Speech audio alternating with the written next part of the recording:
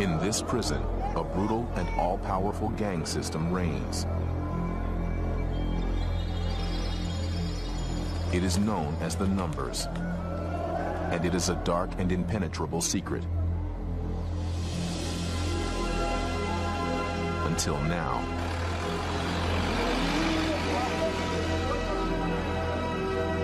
This is the story of a daring and dangerous mission. To reach into the hearts of hardened criminals, change them, and challenge them to resist the lure of their old violent ways.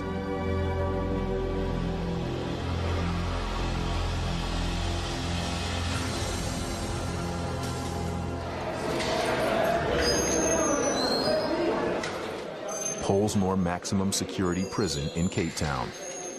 After months of negotiation, the BBC was granted access to the secret world of the Numbers gangs. The prison houses mass murderers, multiple rapists, and armed robbers. The gang system rewards violence. Only those who are willing to commit atrocity, to maim and kill, can rise to the top. Mohammed Benjamin has killed so many people inside the prison, it's made him the highest-ranking gangster here. A general. In the camp of 28, a person's life is in my hands. The final decision is mine. There are people who I order killed, and they are killed. On my file, written in red, it says, notorious, dangerous. Notorious, gevaarlijk.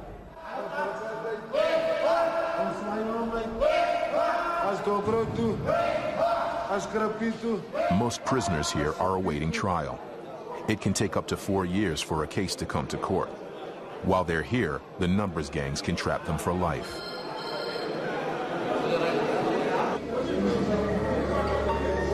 The prison wardens patrol the passages, but behind the steel doors, the territory belongs to the gangs.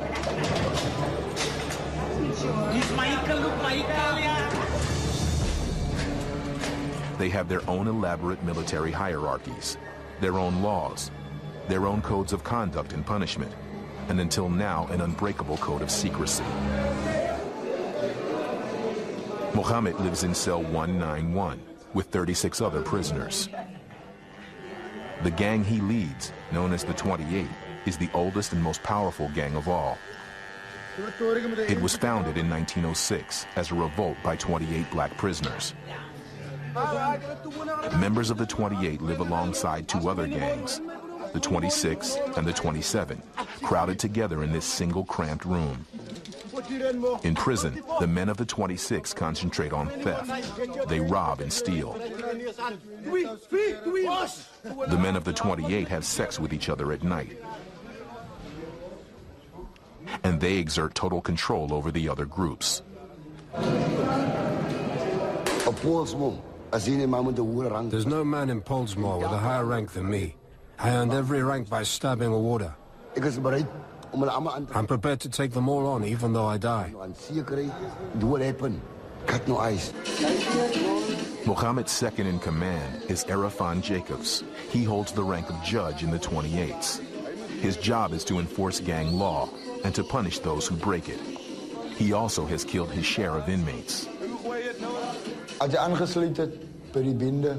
When you join the gang, we develop you so that you're fearless. A lot of men are scared, but once you've attacked someone, you'll do it again and feel brave. You can only come into the camp by spilling blood.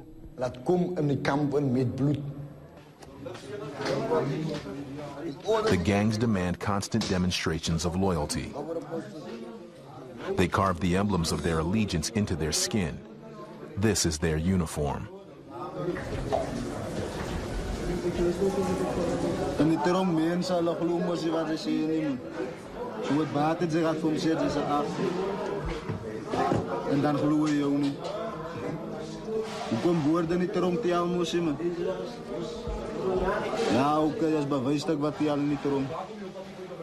Some permanently mark their faces with tattoos.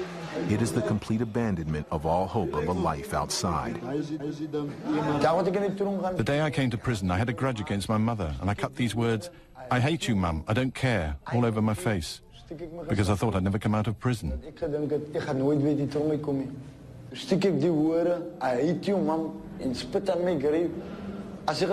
If she came to visit, I chased her away and told her I don't want you to visit me. I even told her I'd kill her the day I came out of prison.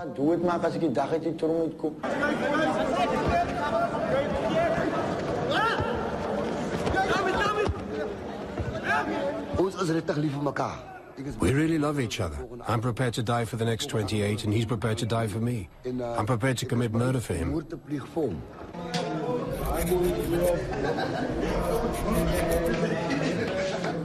Mohammed fashions a knife from a prison-issue toothbrush and a blade smuggled from the prison hospital.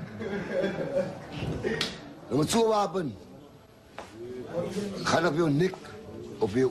this weapon, I'm going to go for your neck or your eyes. It won't help to go for your head. I'll stab you in your eye, and when you grab your eye, I'll stab you in your neck, and then I stab you to death by cutting your artery. That's one way. This is one object, but two knives. This way, I can attack more men at the same time.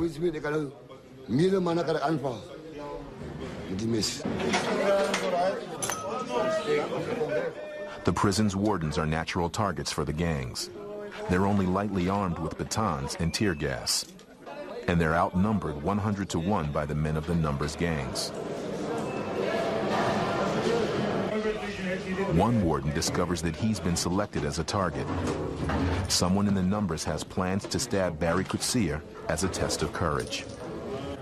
A number's been called on me, which means I'll be stabbed or cut with a blade. My blood has to flow. So it could mean either I die or I bleed. There's no way you can defend yourself. It's terrifying.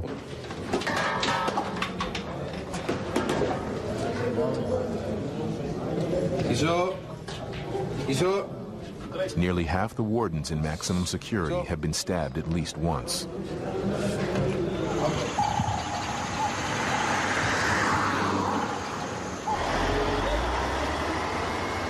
The road to the Numbers gangs begins even before a newcomer arrives in prison, in the back of the police truck that brings them here. Many newcomers, known as birds, are forced to carry drugs or weapons inside their bodies. Once the birds enter the prison, gang leaders scan the reception area for new blood. Some of the birds will be robbed and beaten tonight. Others will be raped. Your body language alone will tell you that this thing's a wimp. I'm going to take everything from him. The way you speak, the way you stand, the way you look, the tone of your voice are all things we notice.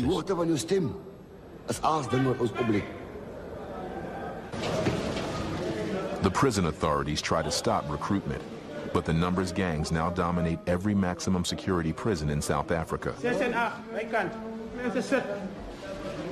And birds must obey gangster rules. A non-gangster is entitled to nothing.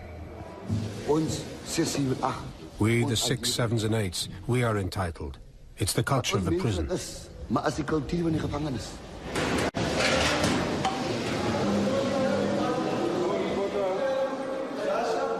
At lockup time, the wardens retreat from the life of the prisoners.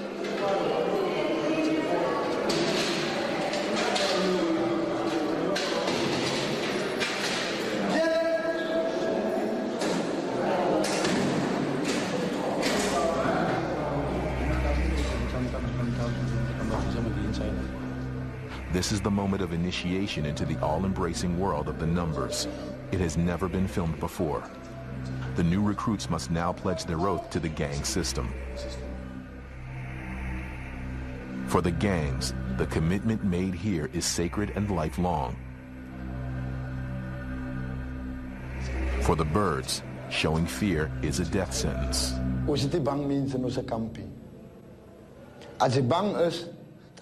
We don't have scared people in our camp. If you're scared, you could betray us. If we see you're scared, we'll kill you.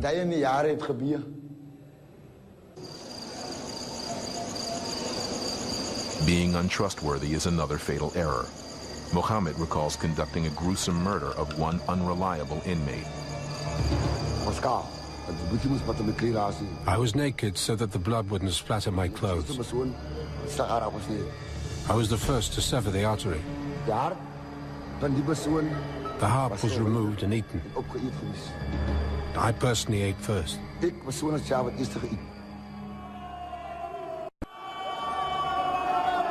By the end of the apartheid era, Pollsmoor was in a state of anarchy. The numbers gangs took advantage and took control. They ruled through violence, murder, and terror. The situation inside the prison was chaotic. It was very tense, so much so that the personnel were too scared to enter the prison. Over the years, South Africa has changed. Johnny Jansen, the first black man to head maximum security here, wants the prison to change along with it. He realizes he needs to do something as bold as the gangs. So he brings in an expert in conflict resolution. But the expert herself is soon caught off guard on the first visit. I'd never been in a prison before.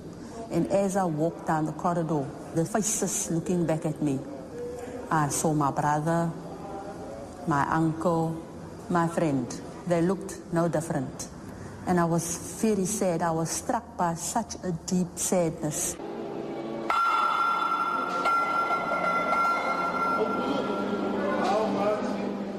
Locked in their cells, the men of the numbers exchange their messages.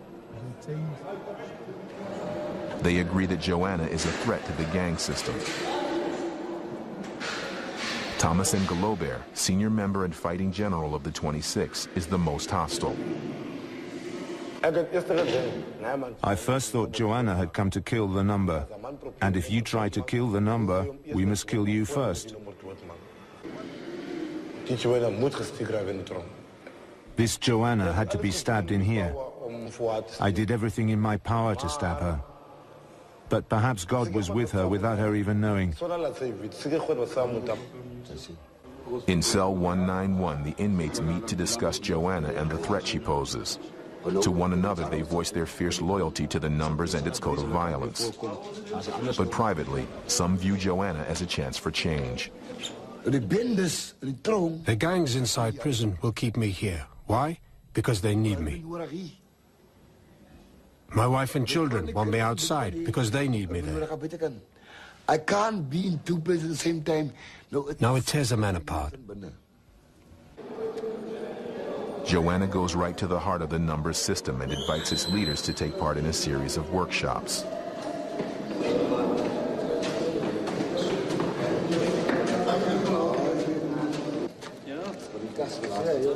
They gather in an isolated cell in the prison roof. This is no ordinary cell. It's where Nelson Mandela was held for 6 years. The place where he began negotiations with the old apartheid regime. This is an historic occasion.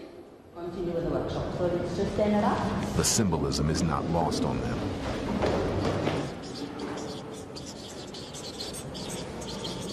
Welcome to the Change Begins With Me series. My role is to facilitate a process where we can share the wisdom, the knowledge, the experience that lies in this room. And so I want to encourage each of you to participate. Joanna's goal is to help the inmates resolve conflict through dialogue, not violence. Their skepticism is universal. Most men here have killed in cold blood. Violence is the only way they know. So we're going to go right into our exercise now. She encourages members of rival gangs to drop their guard and mingle indiscriminately. Okay, groups of 5.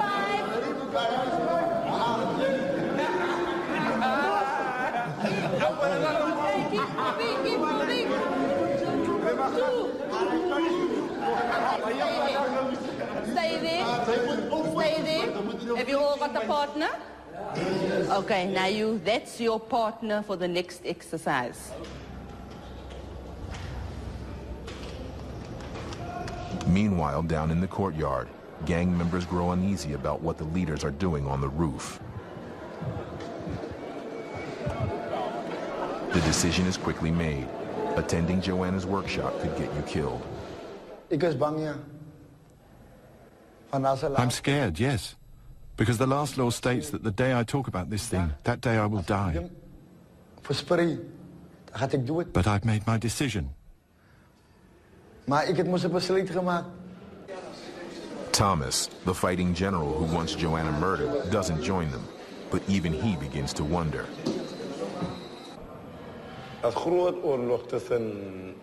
There's a big war between the number and change.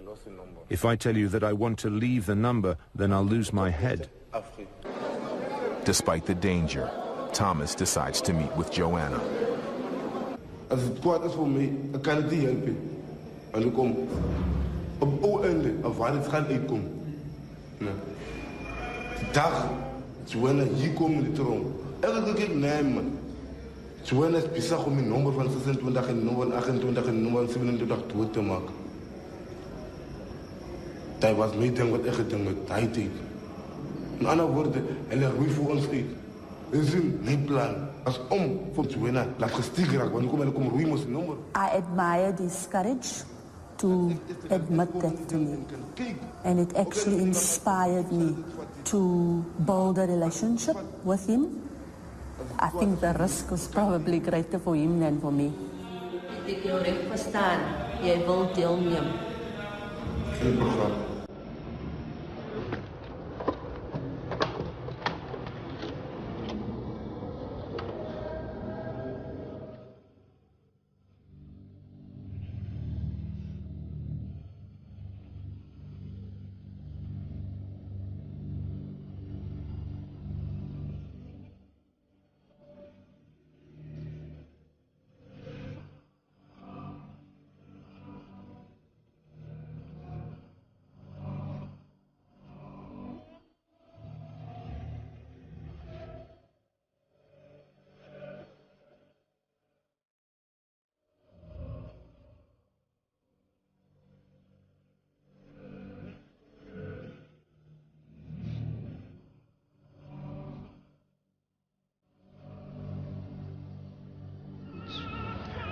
That kind of music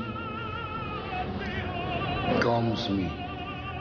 Ik wil niet praten met je gevoelens. Zo je zin mensen gevoelens, tel ons bij man. Het tel bij. Nou,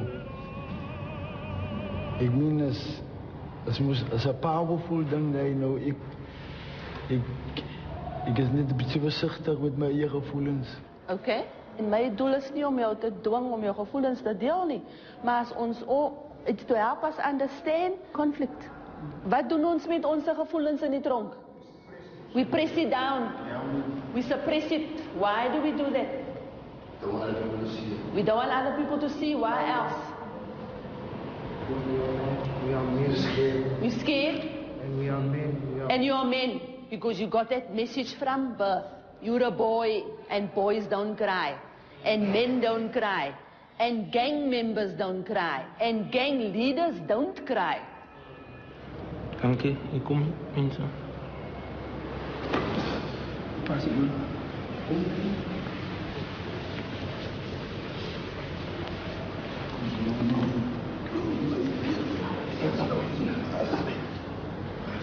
It's only day 7 of the workshops, and the gangsters already show signs of transformation. Dankie. Ik weet, ons allemaal vertrouwen elkaar, zoals hier in die klassen. Ik hoop maar niet, ons maken grotere succes. Dat allemaal kan weten waarna ons toe streven. Ons gaan niet terug in, ons gaan vorentoe.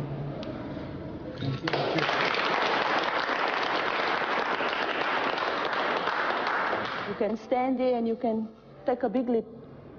What do you mean run and just jump? Just jump. Okay guys, I'm going to do this now because I want to feel the way I've never felt before. I've never been kissed by people in my whole life. Right? I'm ready.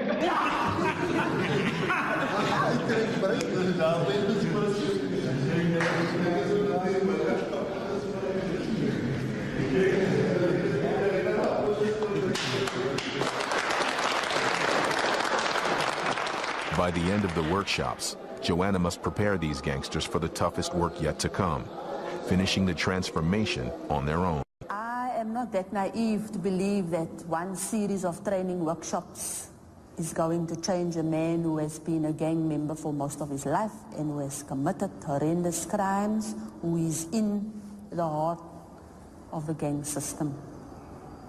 But I see a struggle, and while that struggle is there, I will engage with it. Muhammad, you're not with us? You want to tell me what's happening with you? Joanna, I'm feeling like an idiot. Because I'm also a follower. I follow other people, and I feel pain not in my heart, but in my gut. And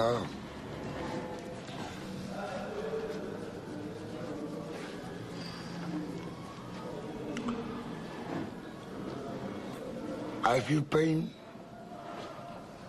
for all the pain that I've caused in other people's lives, in my family's lives, and my life too.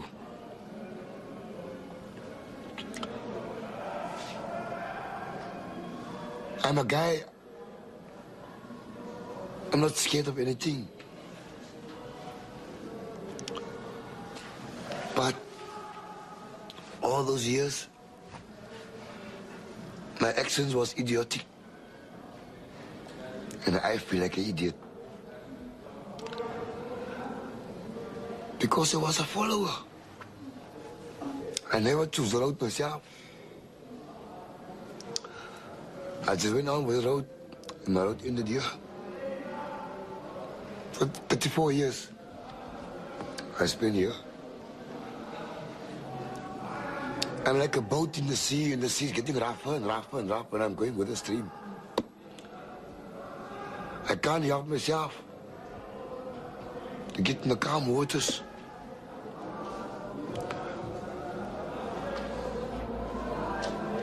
And for now, that's all I want to say.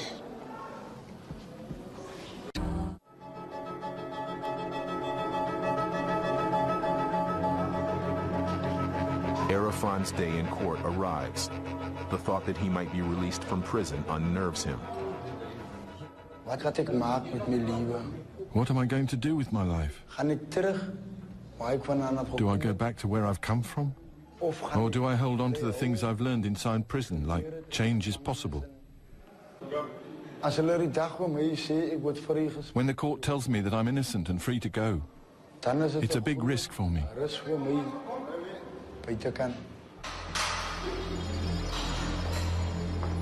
I'm scared to go outside.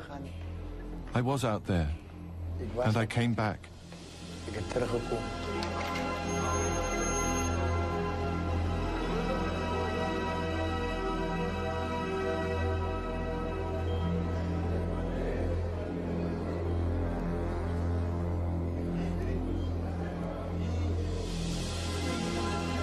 Arafan has no choice but to face his fear. The judge throws out his case. He's free to go. As Mohammed's court hearing approaches, he wonders how his family would react to his return. He met his wife Rahmat when she was 12 years old.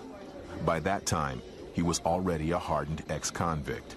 The first time I saw Rahmat, I'd already sodomized boys. I'd already raped. I was standing on a corner. She didn't see me. Before she knew it, I had her around the neck.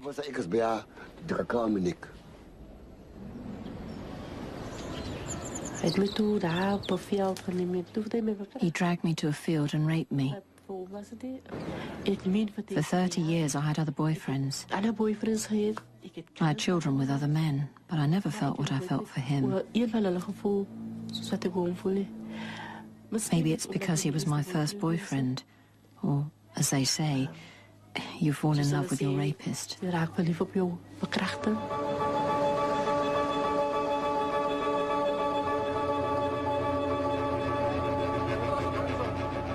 This is the community that Mohammed and Arafan must face when they leave prison.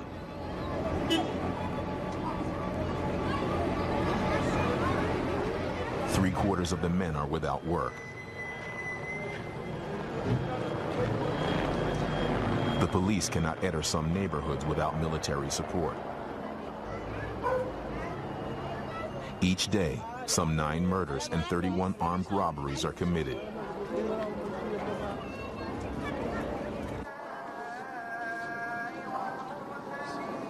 There's one small bedroom in Mohammed's house. It's shared by his mother-in-law, who's bedridden, 2 of his stepdaughters, and 2 grandchildren. Mohammed's wife, Rahmat, works as a cleaner in a factory. She earns $40 a month. She is the family breadwinner. If there was somebody else who worked in this house, things might be better. I can't give my children what they want. So it's very tense in the house. Shafiqa is one of Mohammed's 4 stepdaughters with 2 children of her own. She is HIV positive. I'm unhappy in this house. I want to be on my own with my children. I feel like a prisoner. Fazlin is Mohammed's youngest stepdaughter. She has the most to fear from Mohammed's release. The last time he was home, he attacked her at a railway station. She was just 13.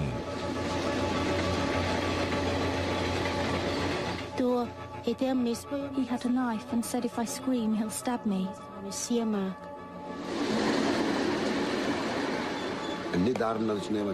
I saw that this child isn't willing. She's not prepared to do this. So I began to force.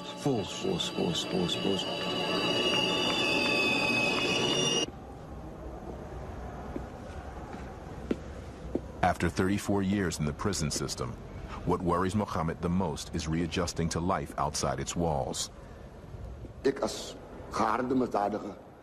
When I, as an old criminal, come out, I won't know how to stand at my gate. I'm used to resting against bars, with my arms through them. At my house, there aren't any bars, just a gate. I rest my hands on top of the gate, but it feels uncomfortable. I'll miss the bars in front of my eyes. I'll miss them. 3 weeks have passed since Arafan's release, and he's constantly surrounded by his old life luring him back. So far, he's been able to resist it. That day, I made a decision.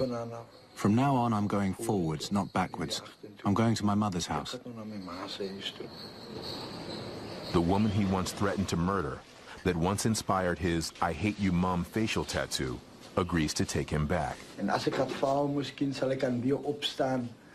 Zij was eerst bij je onrustig. Ik heb het gezien waar. Het oor is misschien verkeerd gegaan. Ik kan niet zien waar. Ik kan niet ook verkeerd gegaan. Laat zij moet op die pad gegaan. Maar ik minta Allah begin dat zij nou op je rechterpad is.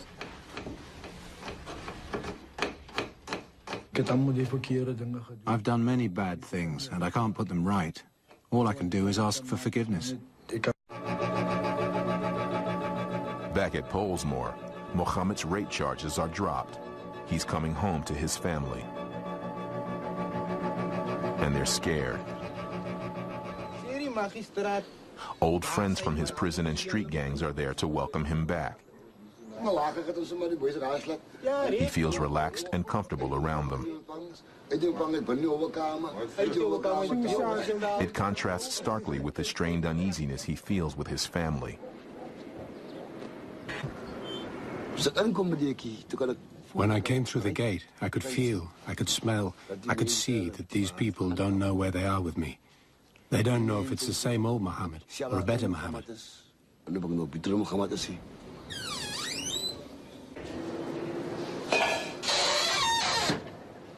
As the days pass, Mohammed grows more and more distant from his family. I tell lies, man. Each and everyone decides when and how they want to eat. Never is a round table with the whole family. I would really like that, to feel the love of a family around a table. But yeah, the love ain't there. Shafiqa would rather go without food than join Mohammed for a meal. Mutual resentment and irritation build, threatening to erupt into violence at any minute. At night when I sleep, I heard Mikhail cry, and I can't sleep. Why is he crying? And I stand up and knock on the window. Then they, ek sê hoekom hy liken? Maak stil liken. It sounded like he wanted to break the window because my child was crying and I couldn't get him to stop. He came in and threatened to beat me. Mohammed is not yet ready to resolve the conflict through dialogue and further retreats into his own world. There are times when I don't talk to anyone. They think things are going to start again. But nothing's happening. I don't feel like talking, and they're scared. They're afraid.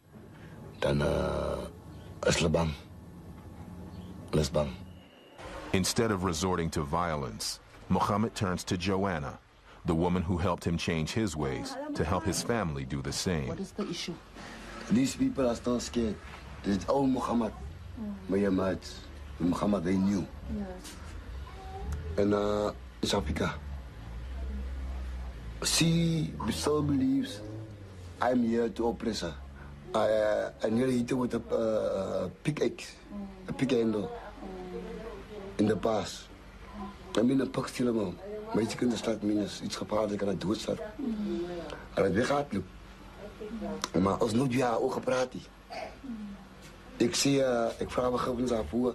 Ze zeggen me ze vergeven mij, maar ik weet niks aan die gevoelens zoals ze. Yeah. I would like me and them to talk about how does they really feel about all these things that I've done. Me myself, I never had a family who loved me. Hij heeft nooit van mij een kooi gekopieerd. Nog nooit een kast gekopieerd. Ik moet naar mijn kast toe maken. Mohammed had commanded respect as a gang leader in prison. Unable to get a job, he is now held in contempt by his family. Wil weer krijgen? Ik heb gewerkt tot die 5 jaar wat man, onder dwang, in die tronk. Ja, maar als hij niet nodig aangevangen had, dan was hij niet daar niet. Ja, maar als die aparte dagen wist ik niet nodig aangevangen. Dit kan niet apart, dit blijven ze met onszelf blameren. Het was daar, hoe kan ik het blamen? Het was reality. Voor alle jaren was hij nog nooit voor mij gezorgd. Before she agrees to work with the entire family, Joanna encourages Mohammed to examine his violent nature by tracing it back to its source. Back to the point where his heart hardened. Back to his painful childhood. I saw a lot of brutality. I saw a lot of people hurting other people. And as the years passed by, I became involved in this turmoil. Like a circle. Everybody here gets involved. Mohammed's mother died of tuberculosis when he was just 9. The day she died, I couldn't cry. With her death, everything died.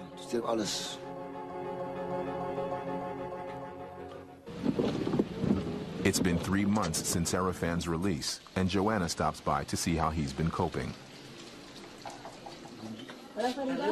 How are you? Nice to see you again. Can I sit down? I feel great, man. I feel good. I'm gonna show you. Okay. Arafan has been making real progress.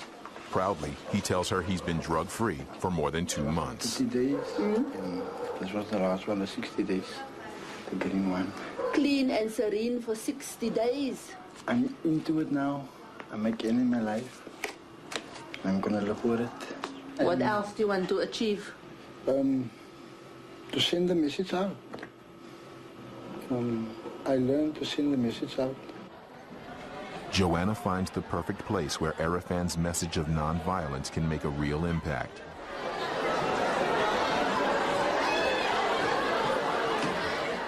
Wat ek vir julle wil sê is, crime doesn't pay. You will never pay.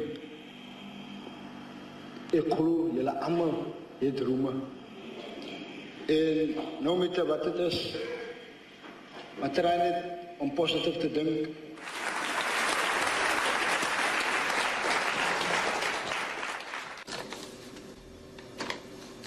Arafan has struck a chord with the students.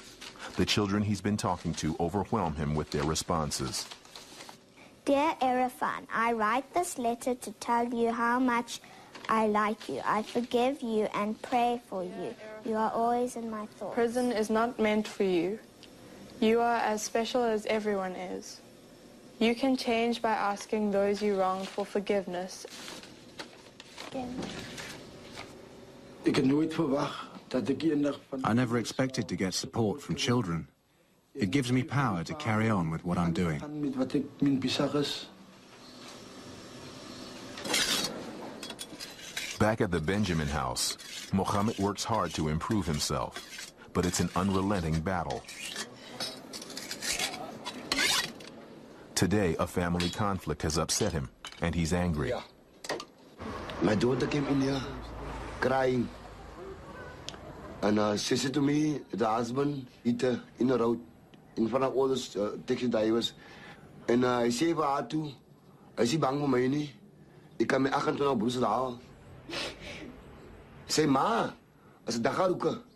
Sê pa, as 'n twee gefriet bastard.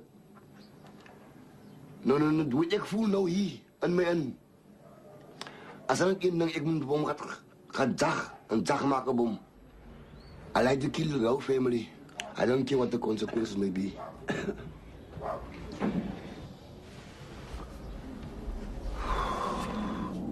This moment could break Mohammed. Miskien ek het te gou die tronk het gekom. But he doesn't give in to temptation and works out his aggression in the backyard. His family catches a frightening glimpse of the old Mohammed. But for him, it's a major breakthrough.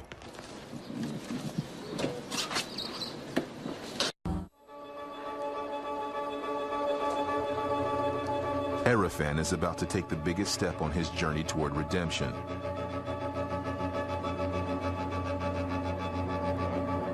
His tattoos, once a lifelong pledge of loyalty to his gang, have now become a prison in themselves.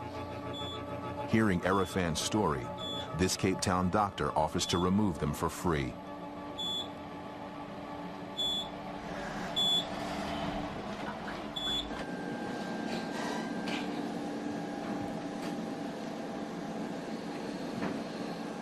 Hold up.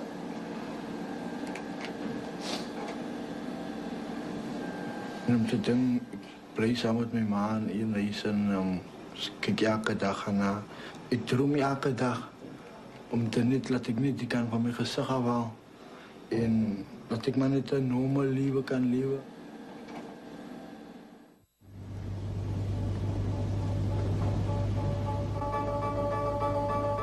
Dear Father, grant us the opportunity to see beyond what we are seeing and try to help the family and me myself. Lord, everything that I'm asking, I'm not asking because I'm deserving, but I'm asking it in the name of Jesus Christ. Amen. Thank you, Mohammed. Let's have a seat there. At Mohammed's insistence, Joanna agrees to run a workshop for his family. She pushes them to talk about life together again and insists on brutal honesty. Yeah. Living at 61 Essachai Street is like... Give me the picture. It feels like a graveyard. Feels like a graveyard. When there's nothing, no food, no money, no electricity, There is no warmth. It's like everybody is dead. It's ice cold. There's no love, there's no understanding, there's nothing. So are we saying here all are guilty? Yes. Very angry when the kids is crying in the house and the adults are there on the spot. But the kids are crying. And that is one thing that makes me very angry. A child must cry. Even during the night, he must cry. I'm tired, I'm sick. I can't do it. I cannot do it anymore. Then they break for lunch. Astonishingly, it's the first time they have ever, as a family, sat together for a meal.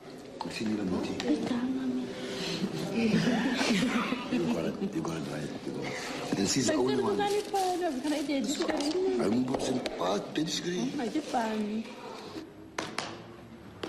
Later, Joanna uses the same exercises she used to open the hearts of hardened criminals. What does this teach you about cooperation? 461 High Street. We can laugh together and we can play together. We can play together. And we can even cry together. So it's about giving and receiving. They break again, and there is another family first. Mohammed asks to hold his grandson. I was partly scared. I never done it before. And surprisingly, that I was so small at the time to get this big now.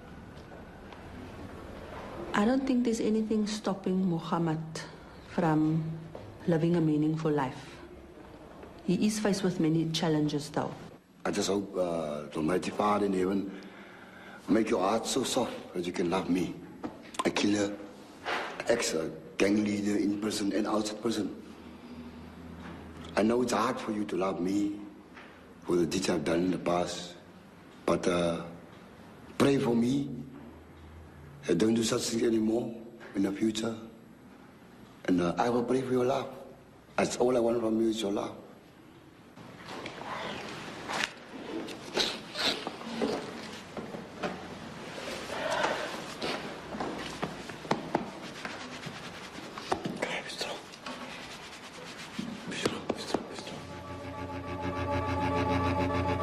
Mohammed has been on the outside for 7 months now, far longer than at any time since he was 9 years old. What started out as a doubtful experiment has turned into a remarkable journey, and also a work in progress. I'm not an angel. I'm not that clean yet. I'm struggling. And I believe I can become clean. But it won't happen overnight. But I made the first step. I said no to crime. I made the first step. I made a choice not to go back to prison again. I'm gonna get it right.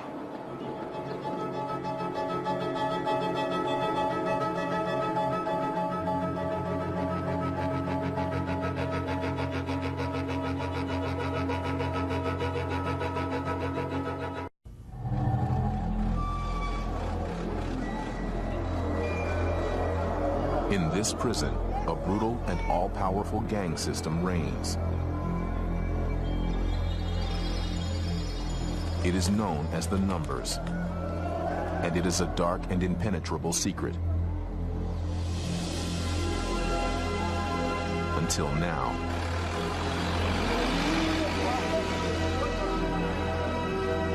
This is the story of a daring and dangerous mission. To reach into the hearts of hardened criminals, change them, and challenge them to resist the lure of their old violent ways.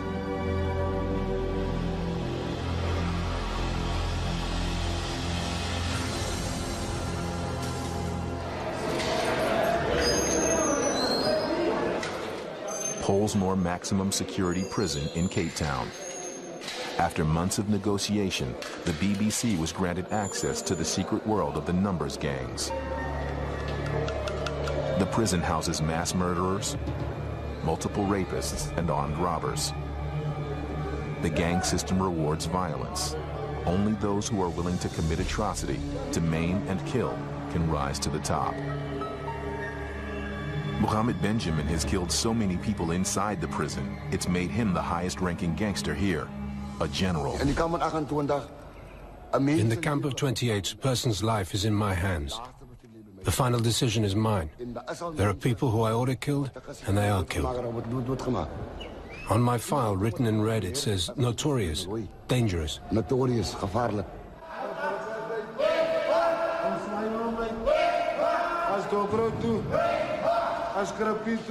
Most prisoners here are awaiting trial. It can take up to 4 years for a case to come to court. While they're here, the numbers gangs can trap them for life.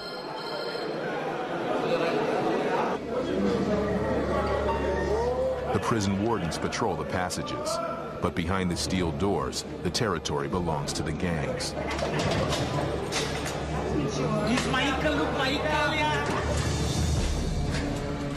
They have their own elaborate military hierarchies, their own laws, their own codes of conduct and punishment, and until now, an unbreakable code of secrecy. Mohammed lives in cell 191 with 36 other prisoners. The gang he leads, known as the 28, is the oldest and most powerful gang of all. It was founded in 1906 as a revolt by 28 black prisoners.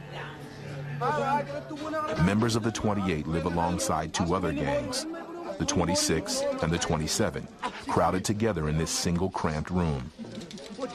In prison, the men of the 26 concentrate on theft. They rob and steal. The men of the 28 have sex with each other at night. And they exert total control over the other groups. There's no man in Pollsmoor with a higher rank than me. I earned every rank by stabbing a warder. I'm prepared to take them all on, even though I die. Mohammed's second in command is Arafan Jacobs. He holds the rank of judge in the 28s. His job is to enforce gang law and to punish those who break it. He also has killed his share of inmates. When you join the gang, we develop you so that you're fearless. A lot of men are scared, but once you've attacked someone, you'll do it again and feel brave. And fully brave. You can only come into the camp by spilling blood.